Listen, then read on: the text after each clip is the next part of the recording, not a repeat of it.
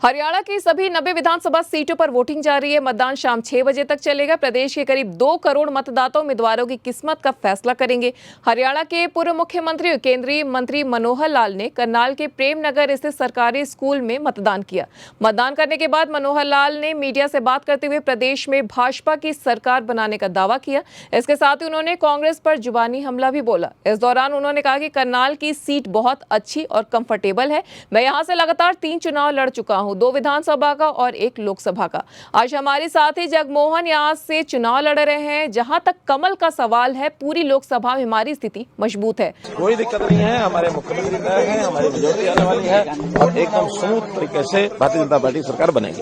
जिस असमंजस की स्थिति बनी हुई है उसी में हम आश्वस्त हैं कि अनुसूचित जाति का समाज, दलित समाज, ज्यादातर उनका जो झुकाव है वो भारतीय जनता पार्टी की तरफ है। अरे असर क्या हुआ? नहीं, कोई असर नहीं है। वो सारी बातें वो वापस ले चुके हैं और धड़ाधड़ वापस हो रही हैं उनकी बातें। कल भी जो मैंने पढ़ा है कि उनकी जो एक हिम क्या योजना थी उनकी, जो स्वास्थ्य को लेकर के उन्होंने योजना चलाई हुई थी, उसको भी उन्होंने वापस ले लिया है, क्योंकि बजट में पैसे का विषय ही नहीं उनका। करनाल लोकसभा की सभी 9 विधानसभा सीट पर भाजपा जीत दर्ज करेगी। हमारे पास बहुत अच्छे कार्यकर्ता हैं जो इस बार जीत के लिए तैयार हैं। उन्होंने कहा कि आपको पता है कि कांग्रेस के घर में कितनी निराशा है। उनकी स्थिति जगजाहिर है, उनका तनाव बाहर आ रहा है और इसका संदेश जनता में भी है। जनता में भी इस निराशा का असर है।